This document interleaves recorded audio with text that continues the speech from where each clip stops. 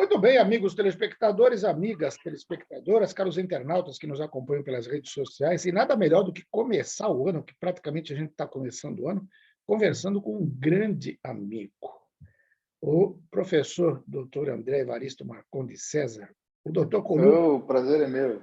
André, eu vou falar André, porque da última vez que eu falei doutor André, ele ficou bravo. Que mania é essa de doutor? Eu fiquei bravo mesmo, a gente é amigo, que doutor nada. Mas Esses títulos aí são besteira. que maravilha! Como é que foram as férias aí? Deu para descansar um pouquinho? Fomos bem, né? Deu para descansar um pouquinho. Agora eu quero ver se eu viajo uns dias aí em janeiro com as crianças aí para eles darem uma descansada. Passei a virada de ano mais no interior na casa do meu sogro, foi uma virada de ano aí mais tranquila. Também estamos com essa questão do final da pandemia e ninguém quer arriscar muito, né, Joaquim? É verdade. Agora, hoje à noite eu vou viajar mesmo, vou pegar avião para fora do país. Vamos ver como é que vai ser a coisa, né? Porque ninguém sabe como é que vai ser os aeroportos. Eu estou até com medo, né? Eu fiz os testes, tudo, mas vamos ver como é que vai ser essa burocracia aí. Espero que corra tudo bem. Depois eu te conto aí como foi. Maravilha. Mas eu vi uma postagem tua no Instagram muito necessária e importante, até porque há poucos dias eu li uma notícia de uma atriz norte-americana, novinha, de 23 anos, que mergulhou numa piscina rasa e quebrou o pescoço. Sim. Eu sei que você tem recebido vários casos aí de pessoal, o pessoal, inclusive, ficou 2 anos parado. Olha, assim, não, isso daí é um negócio que eu tenho pânico, eu tenho pavor. Outro dia, eu dei até uns berros com meu filho. Eu não sou de perder a paciência com meus filhos, mas eu dei uns berros com meu filho porque ele estava dando aqueles mergulhinhos mortal na piscina do prédio, entendeu? Então, assim, realmente, isso daí é um fator que realmente me assusta, porque essas lesões traumáticas por mergulho em água rasa, na esmagadora maioria das vezes, são casos assim dramáticos e lesões assim extremamente graves e severas. Você tem, primeiro, o peso do corpo proporcional em cima da estrutura da coluna cervical ou do pescoço, que é uma estrutura delicada. Então, já é uma alta força de impacto em cima de uma estrutura delicada. E o outro é o mecanismo do trauma. O trauma ele acontece de uma maneira com o pescoço em flexão, muitas vezes.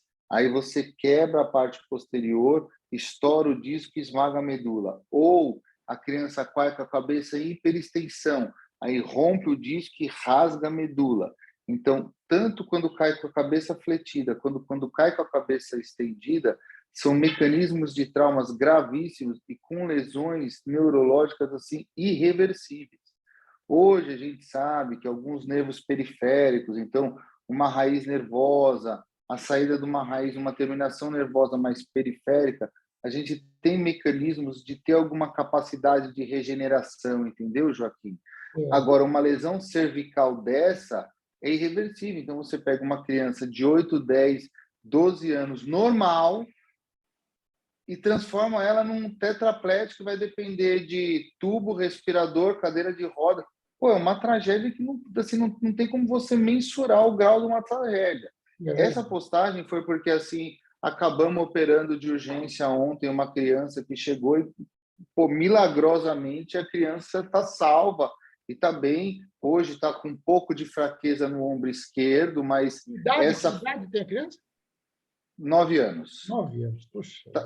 Mas assim, está com um pouco de fraqueza no ombro esquerdo, mas essa fraqueza do ombro esquerdo vai melhorar. Mas assim, o caso dela é um milagre, era para ela ter ficado tetraplégica. E o que é o negócio? E até uma seguidora colocou, para você ver como esses chats que a gente tem na rede social, eles são muito interessantes, porque você recebe informações de várias partes, de várias pessoas, até dos haters é bom, porque você também tem que fazer uma autocrítica. Mas essa paciente, ela falou assim, ela me chamou a atenção para o caso que foi o caso dessa menina em questão. Era uma piscina de condomínio que você tem a área infantil e você tem a área profunda. Sim. Normal, sabe? Como a criança não era do prédio, ela não se atentou que tinha aquela área infantil. E ela sabia que tinha área funda, então ela pulou como se fosse uma coisa que ela estava pulando ali e acabou que pulou na região aí rasa da piscina e teve essa lesão aí dramática. Outra coisa, a família que atendeu teve a consciência de não mexer na vítima, então você tira dentro da água e deixa parada. O SAMU fez um atendimento assim de minutos e com uma estabilização assim fenomenal. A criança veio por transporte aéreo e chegou aqui na nossa instituição em questão de minutos e teve a sorte de ter uma equipe disponível nesse momento para operar ela naquela hora. Entendeu? Assim, mas assim, não é a realidade do Brasil. Então, assim, a maioria das... Entendeu? Assim, então, eu acho que assim, isso é uma coisa que ela deveria ser falada muito mais importante do que a gente discutir a mochila para escoliose. É a gente discutir assim, o risco traumático de mergulho em águas rasas. Eu acho que isso é uma coisa fundamental. Agradeço o convite por a gente falar desse tema. Eu acho que um outro tema que a gente... E assim, nas férias, é aquele momento que você tem de descanso, é aquela piscada que você dá no seu filho, a tragédia acontece. Sem dúvida. Entendeu? Então, assim, eu acho que é uma questão... Também dos papais e das mamães, você falou que você chamou a atenção do seu filho, né, que é pequeno. Os pais e mães devem ficar muito atentos. E não é só a questão de... Muito atento. Porque podem falar assim, mas é só uma elite que tem... Não, em lagos, em rios... Você Lá é lago, represa, sabe o que é? É no mar. Represa. A onda vem, o cara pula achando que a onda vai no mar. Então, assim, eu acho que assim, se for fazer um mergulho de cabeça, tem que ser alguém que tem uma orientação de nado para proteger a cabeça, pelo menos com os braços, para se você for ter um trauma, você ter um trauma primeiro na mão, antes de bater no pescoço ou coisa assim. Mas assim, tem que ter essa orientação. E eu acabei tendo esse insight ontem porque eu vi o caso ali, mas é uma coisa que a gente não noticia muito, né? É verdade. Eu acho que era uma coisa que a gente deveria noticiar mais, assim. A gente está tão focado em Covid, que a gente acabou de esquecer, assim, como é caro para a saúde pública, acidente automobilístico, acidente de moto, queda de andaime, esse tanto de buraco na rua aí causando fratura num monte de gente. Então, assim, eu acho que a gente poderia focar um pouco, assim, na prevenção desses acidentes traumáticos. Sabe uma coisa que impacta assim fortemente a estatística traumática? Olha que interessante. É você retirar tapete da casa de paciente idoso. Olha você retira o tapete da casa do paciente idoso, você diminui, não vou saber te falar o dado de cabeça, mas você diminui não sei quantos % a incidência de fratura de fêmur e de bacia em paciente idoso, de você tirar o tapete da casa do paciente de mais idade. Tão simples, tão prática, tão fácil. Exatamente, e você não faz por falta de conhecimento. E a quantidade que a gente tem de idosos, né, com fratura de fêmur, principalmente. Nossa, é um absurdo. É um absurdo. E o pessoal leva na brincadeira, porque hoje você tem aquelas hastes intramedulares, às vezes você converte a fratura para uma prótese total de quadril, etc, etc e tal. Mas, acima dos 75 anos, a taxa de mortalidade pós-fratura de fêmur pode chegar a 70%. Se você tem mais que 75 anos e você fraturou o fêmur, estatisticamente você tem 75% de chance de morrer nos próximos 5 anos. É uma coisa muito grave, é uma coisa muito debilitante no idoso. Ele perde massa muscular, ele perde mobilidade, ele perde autonomia, e às vezes a gente não leva essas coisas em consideração, né? É verdade.